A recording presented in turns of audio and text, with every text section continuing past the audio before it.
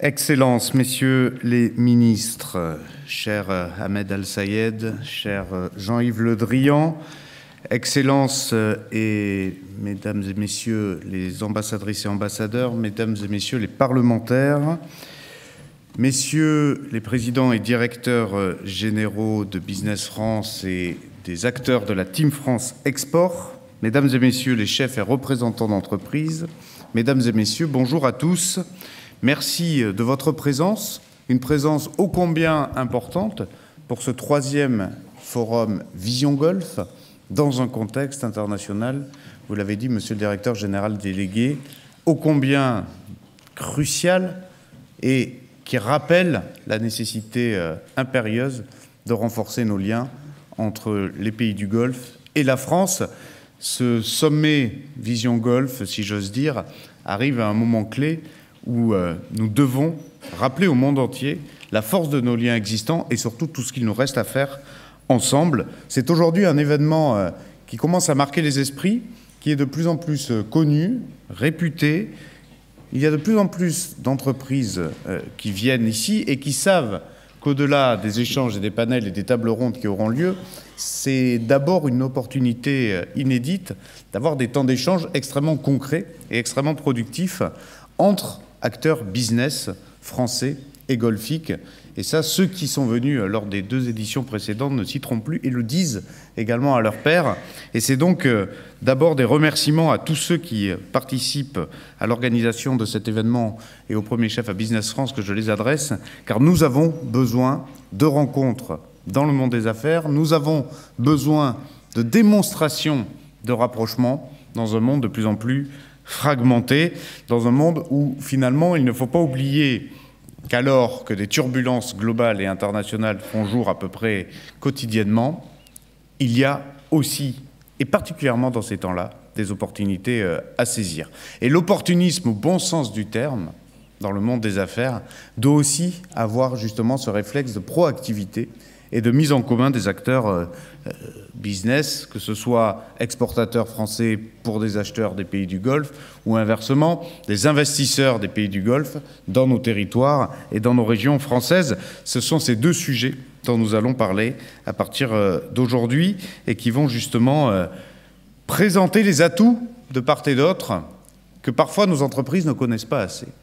Et un forum comme Vision Golfe, c'est d'abord une vitrine des atouts respectifs et de la convergence souvent mise à jour de stratégies souveraines et de stratégies de filières qui sont tout à fait éclairantes.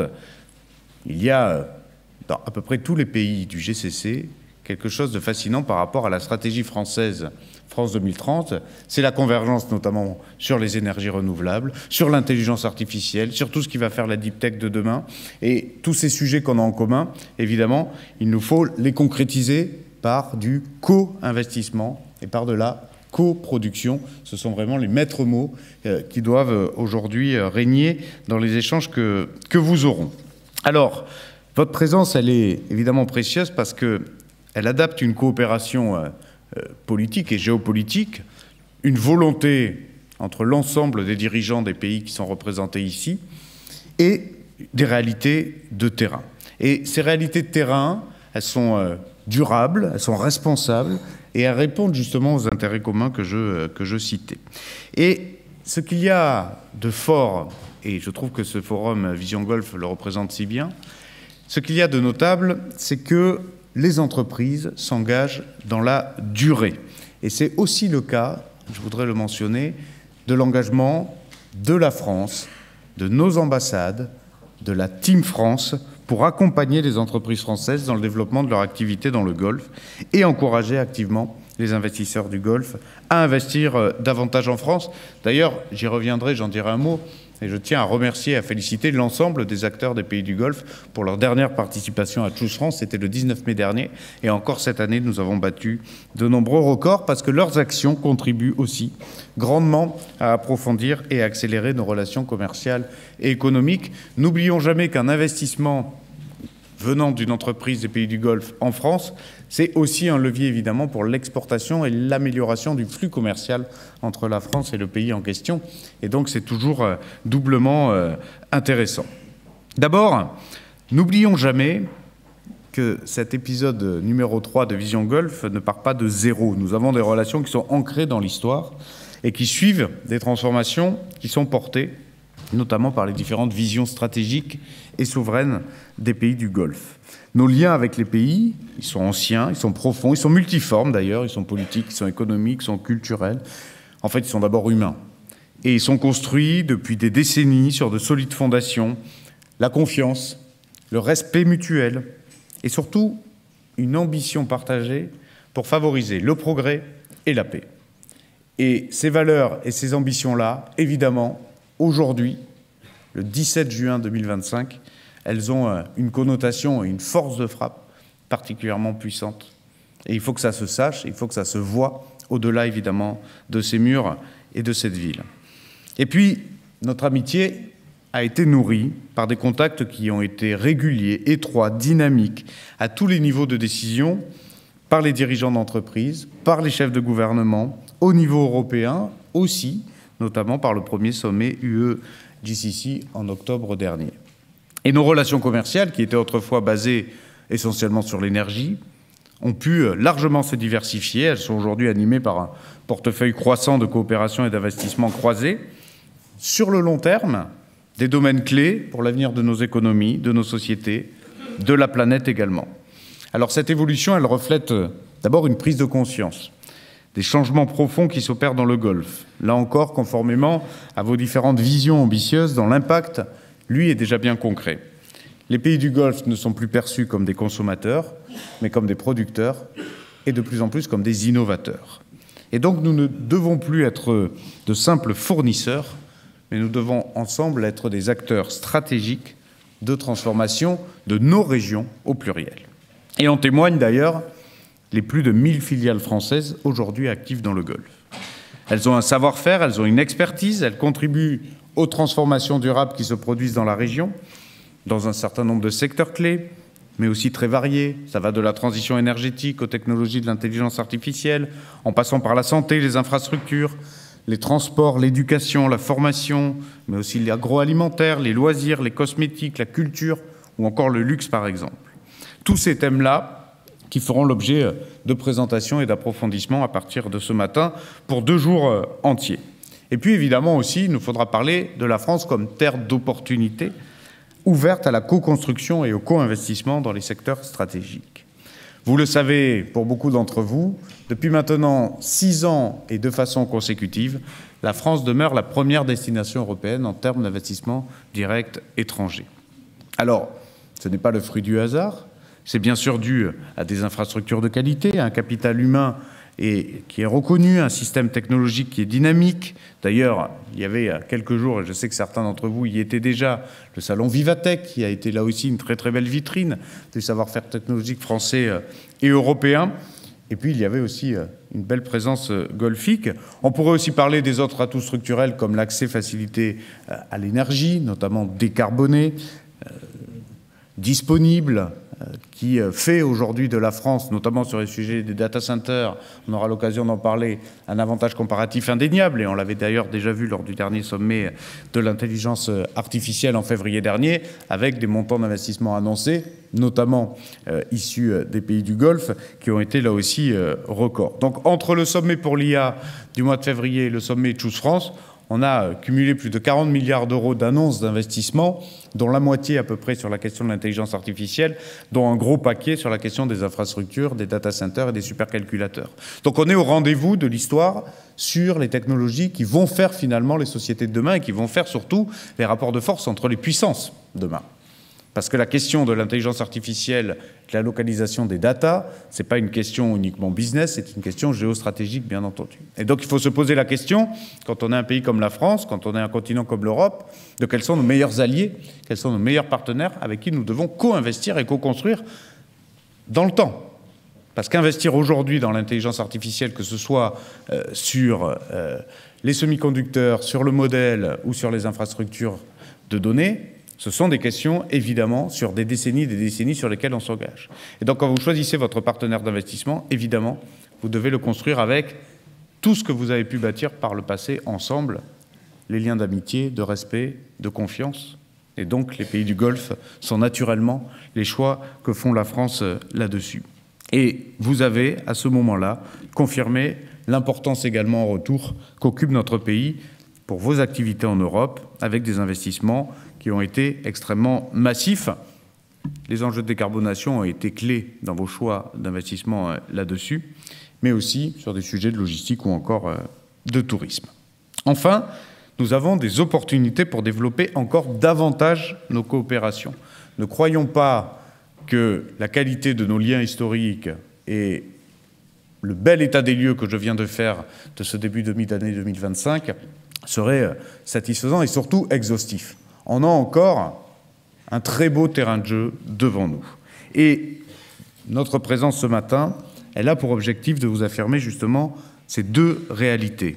La première des réalités, c'est qu'évidemment, si on a œuvré avec succès pour le renforcement de nos relations bilatérales, je tiens à dire que c'est d'abord les entreprises, à la fin, et les investisseurs qui incarnent au quotidien, qui produisent, qui investissent et qui prennent des risques pour porter tous ces projets que j'ai cités. Et sur le plan économique, nous avons des échanges commerciaux qui se sont élevés à près de 21 milliards d'euros en 2024. Mais au-delà des chiffres, il faut surtout renouveler notre objectif de bâtir des relations justement qui soient encore plus coopératives et mutuellement bénéfiques en intégrant toujours davantage les entreprises. À chaque fois que je me déplace dans un pays, c'est avec une délégation d'entreprise de la même façon que vous le faites également quand vous venez en France. Ce réflexe-là de connecter nos chefs d'entreprise et les intérêts business dans tous nos déplacements et dans toute notre relation diplomatique qui devient de facto une relation aussi de diplomatie économique est une occasion de nouer des contacts pour renforcer justement ces liens. Et c'est ma deuxième conviction, tout en reconnaissant tout ce qui a déjà été accompli, nous pouvons et nous ferons plus dans les années et dans les décennies qui viennent. Des opportunités d'échange, on les voit. Ils existent, honnêtement, ils sont devant nous. Certains, d'ailleurs, qui permettent de répondre à certains défis globaux. Je retiens, moi, 3 priorités qui seront abordées dans les prochaines tables rondes. Les enjeux de décarbonation et de diversification des économies du Golfe. Je pense, par exemple, au développement des projets d'énergie décarbonée en pleine accélération sur le continent, auxquels nos entreprises participent déjà, et qui sont une source de développement technologique croisé, sur lesquels nous souhaitons affirmer notre position de partenaire fiable et porteur d'expertise. À chaque fois que j'ai pu accompagner une délégation d'entreprise dans un des pays du GCC, on a vu à quel point il y avait une reconnaissance, à quel point il y avait une réputation solide de qualité, de savoir-faire historique des entreprises françaises. Donc je le dis aux entreprises françaises, évidemment celles qui sont là au premier chef, mais surtout celles qui ne sont pas là, allez-y, allez dans ces pays. À aller démontrer votre savoir-faire, que ce soit de la PME jusqu'au grand compte, il y a beaucoup d'intérêt pour le savoir-faire français sur les enjeux de décarbonation. Mais également le renforcement des partenariats dans le secteur du numérique. J'ai cité l'intelligence artificielle, mais on peut évidemment aller au-delà. Il y a évidemment beaucoup d'opportunités à innover ensemble. Ne croyons pas que la R&D est quelque chose qui ne se partage pas. La recherche et développement et l'innovation est spécifiquement un enjeu de coopération et de co-investissement. Ça commence en amont, justement, pour sécuriser ensuite nos chaînes de valeur. Je pense aussi, justement, à l'éducation, la formation, le transfert de technologies, qui sont centraux pour la pérennité et la qualité de nos relations. C'est dans le capital humain, à la fin, que nous investissons au mieux dans l'avenir. Et je rappelle là-dessus la mobilisation de nos universités, de nos centres de recherche, de nos entreprises françaises, notamment à travers leur politique de RSE, notamment dans le domaine de l'eau ou de l'aménagement urbain durable. Et puis on peut aussi rappeler les défis liés à la souveraineté alimentaire et les formidables transformations qui sont porteurs aussi d'opportunités d'affaires dans les secteurs du sport, du tourisme, des industries culturelles et créatives. Bref, tout ce qui va être balayé pendant tout ce forum-là. Vous voyez que finalement, quand on a à peu près résumé l'ensemble des secteurs, il n'en manque pas beaucoup. Et c'est ça, un partenariat stratégique fort, durable, à la fois entre ce que nous sommes en train de construire entre l'UE et le GCC, ça c'est plus sur une question de baisser les barrières commerciales dans un monde qui essaie de les lever. Et nous, on a tout intérêt, justement, entre l'Europe et les pays du GCC, de se montrer contracyclique et diversifier nos partenariats commerciaux en augmentant le flux d'échanges. Et puis, d'un point de vue d'investissement, tous les secteurs que j'ai cités, il y a à la fois de la place pour le savoir-faire français et il y a énormément de place en France pour les investissements golfiques pour continuer à lancer cette magnifique dynamique initiée il y a quelques années avec Choose France. Face aux défis globaux qui se présentent devant nous, Nous devons donc penser ensemble, agir ensemble, réussir ensemble. Et je sais que ces termes peuvent parfois paraître un peu prêt-à-porter dans des forums d'affaires entre des pays. Tout le monde veut se dire, évidemment, prêt à travailler davantage, à faire du business ensemble. Mais entendons-nous bien, la période que nous vivons n'est pas une période classique. La période que nous vivons est une période troublée. La période que nous vivons est une période de fragmentation extrême, à tous les niveaux, géopolitique, mais aussi directement commercial. Et donc, il ne faut pas juste attendre que la croissance naturelle et organique vienne augmenter nos flux commerciaux. Il faut aller les chercher. Et donc, il faut sortir. Et donc, il faut aller vers. Et ce forum est une formidable opportunité de le dire, mais ça ne suffit pas.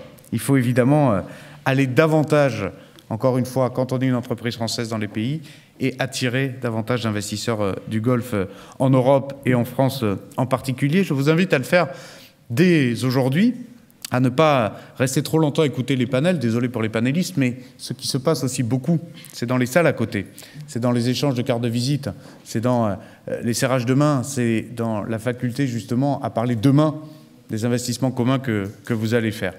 Je vous souhaite quand même de très bons tables rondes parce que c'est toujours intellectuellement très intéressant. Mais n'oubliez pas que ces forums d'affaires sont d'abord des moments de contact et de connexion humain. N'allez pas vers ceux que vous connaissez déjà, ça lui est qu'une seule fois. Allez surtout voir ceux que vous ne connaissez pas encore et ceux qui justement seront la source de notre croissance d'échange et d'investissement. Il y a tant à faire ensemble dans les prochaines années. Le contexte mondial nous l'impose.